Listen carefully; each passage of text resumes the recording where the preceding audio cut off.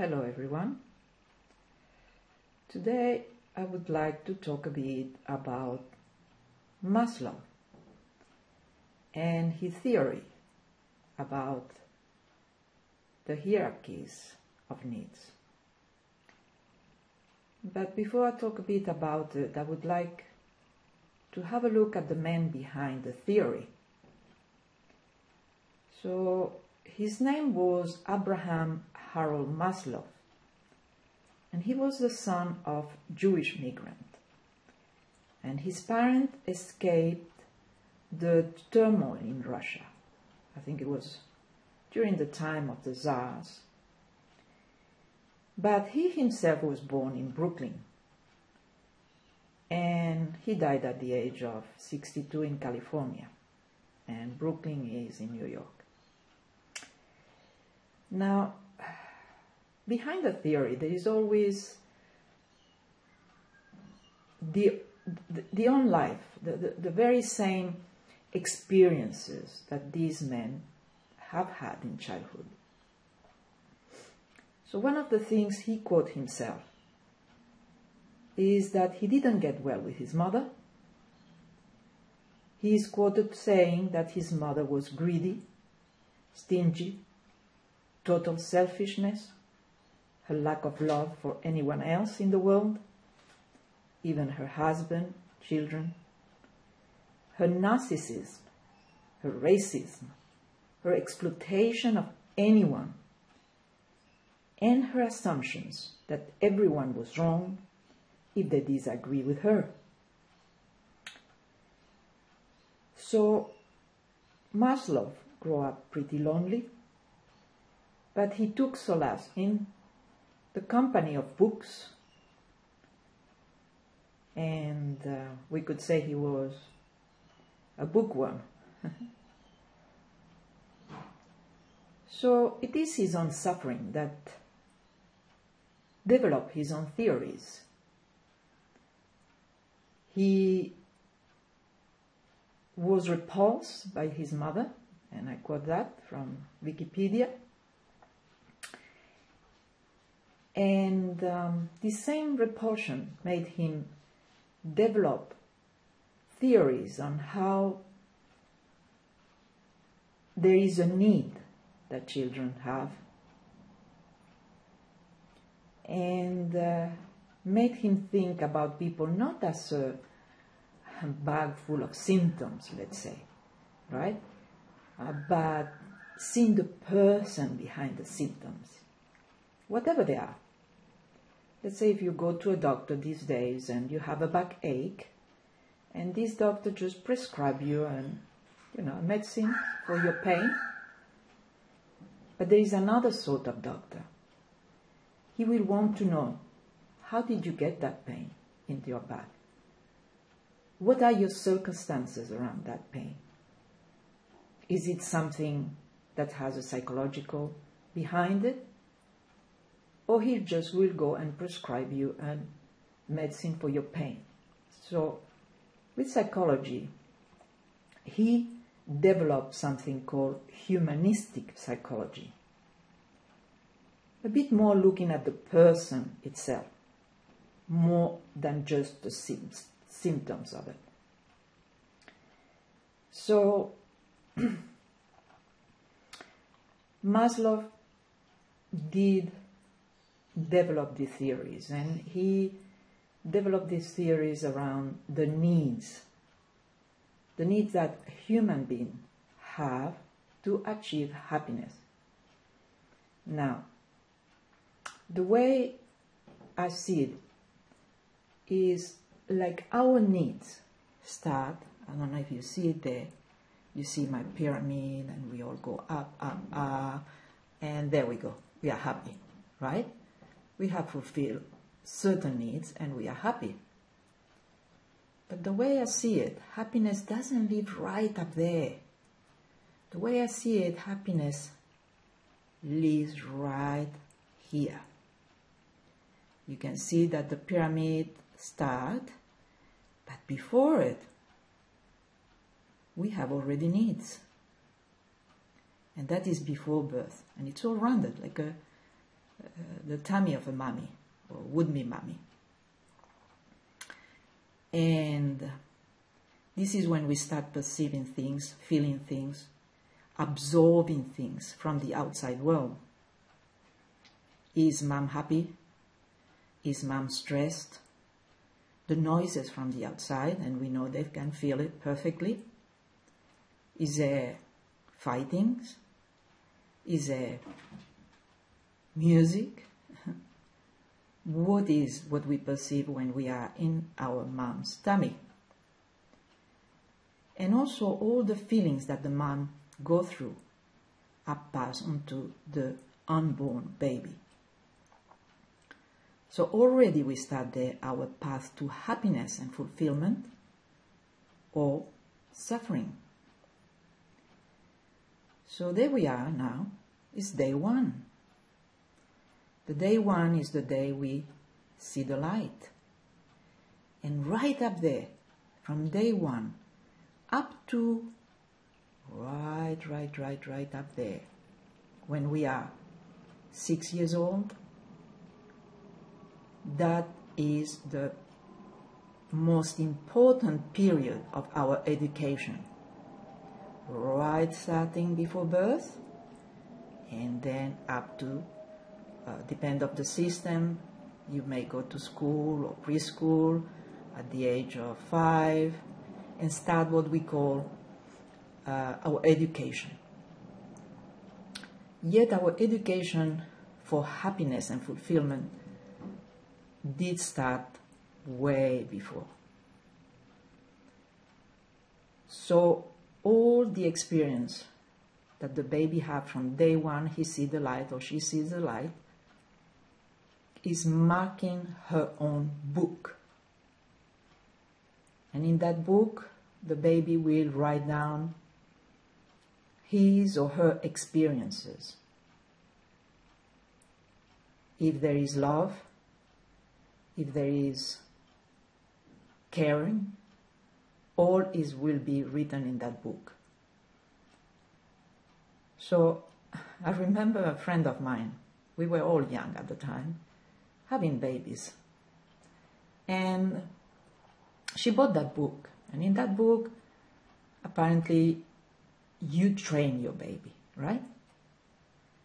It was says that, for example, when the baby is changed and the baby has eaten and it all is comfortable and well, and the baby is well. We're not talking about baby with ailment or diseases or anything like that. The baby is healthy, but still, the baby cries. And so she bought that book, and in that book you basically train the baby like a dog. If the baby cries after he's all good, or she cries when he's all good, there is a timing. The first time you go, let's say 2 minutes, you wait 10 minutes, 2 minutes, whatever it is, excuse me. And if the baby still cries, you wait 5 minutes. You know, it's just like following the book. But what happened there? The baby already have, as we know, or as I think it is, that he or she has already perceived stresses before birth. So when the baby cries and it's all good, he or she could be just expressing fear, expressing stress. And if you don't attend that, it will mark your baby. Because the stress is not fulfilled.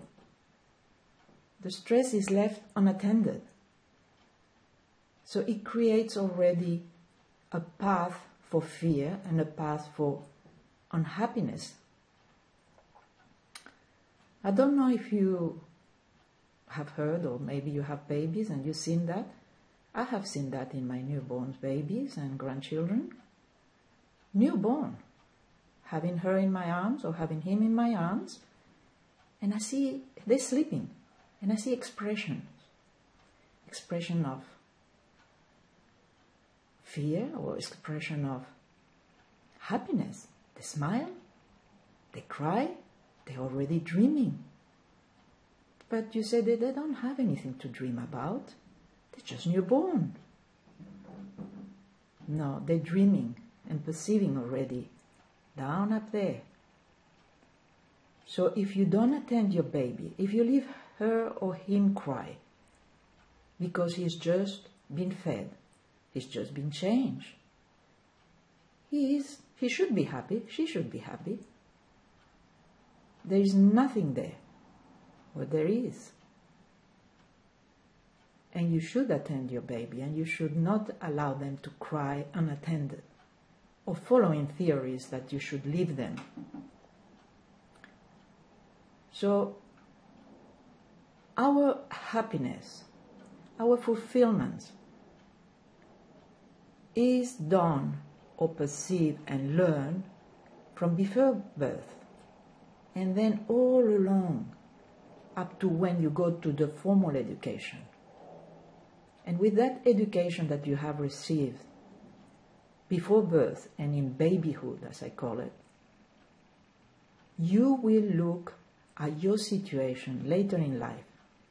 It's like looking through a looking glass, or, perceiving everything that comes to you through the education that you have received in babyhood. And by babyhood, I mean from day one you see the light, up to 5, 6 years old, in which you are with your family. That is the education you receive. And that is how you will perceive the world once you are a grown-up, let's say, teenage, and onward. So to me, happiness, fulfillment, is not only the grown-up stuff, once I have a house, once I have certain needs met, I'll be happy. Yet we can see that in our society, people continue to be unhappy, even when they reach that sunny place, right on the top of the pyramid. And I would like to talk about GDP. Yeah, the gross domestic product. But let me take that out of the way. Let me talk about another GDP. A while back, someone has the idea to do something called a GDP, or gross domestic product, of happiness. It started in a tiny island, and it did spread all over the world. And there was a study done for over, I think it was over 7 years. And it was done in America, it was done in Europe, it was done in the Pacific, it was done a bit everywhere. Let's say it was a global gross domestic product of happiness. Now, when I heard about it, my first thought was, that must be in Switzerland, the Swiss people. They have the banks, they have the money, they have the power. They must be the happiest people in the world. Well, the result came, and the prize was won by a very, it was a place in the Pacific. It was a place in the Pacific, and won the first place, and that is a place called Vanuatu. Now, this is a place where people have a fulfilled and happy life overall, meaning that most of the people living in that country called Vanuatu, they are happy and fulfilled with their lives. So you would say that probably the rich people, they have cars, they have fridge, they have, whatever it's in your mind that makes you happy. A lot of money, perhaps? Well, no, they don't. Let's say the gross domestic product and the economic way is one of the lowest. Yet they are happy and fulfilled. Now, I have been there, and I know it's true. I can see them living in their houses, I can see the children, and they come to you, they say hello, and they run, laughing and smiling, and they wave at you, and you can feel the children are happy, and so are the grown-up as well. So why these people are the happiest people in the world? They don't have what we have in the economic way, but they have a system around them. It is in a way a collectivism, which means that what's mine is yours and what's yours is mine. And no one lacks of anything. So I meet up with a chief from the tribes in Vanuatu, and we were talking a bit about his life. And I said, well, as a chief, do you have the biggest house? No, I have the same house like everyone else. Do you have homeless people? I mean, I have to take a lot of time to explain to this chief what homelessness was. He said, well, we don't even have a word for that. We don't know what that is. So when a couple marries, we build a house for them. And I said, well, what happens when, for example, there's a mom dies, for example, and the children are left without a mother? I said, no, he may have lost his own birth mother, but everyone else is their mothers. Everyone else is their grandmothers. Everyone else is their fathers. So they don't lose in that way. They still have love and support from the community. So these people, or these children, they don't feel fear of loss. They don't fear not having a house. They don't fear about work. So work was one thing that in our society makes us unhappy, because it takes so much time of our own life just to survive every day. So I asked the boss, you don't work, do you? Like, you live happily, you just have to go and grab some food out there? And he said, no, we work. I said, well, do you work like 8 hours, for example? He said, no, we work what we need. Sometimes men and women have to work 1 hour each day. Sometimes they have to work 2 hours, depend on the season. So, but you have a system where people have to work 8, 9 hours. No, we don't. We cover our needs. So it is no wonder that these people are happy, because they don't live in fear. They don't have the stresses that we have in our lives and expectation that we have. If we reach that goal, right, then we will be happy. Now, happiness lives in the base, not on the top. And if you have a good foundation in that pyramid, which means that your needs are fulfilled, your needs of love, of care, are fulfilled, it will bring you, or will be with you all your life. We have to be also careful in our society that has brainwashed us about if we meet certain needs that are no needs at all, then we will be happy. Thank you. Bye for now.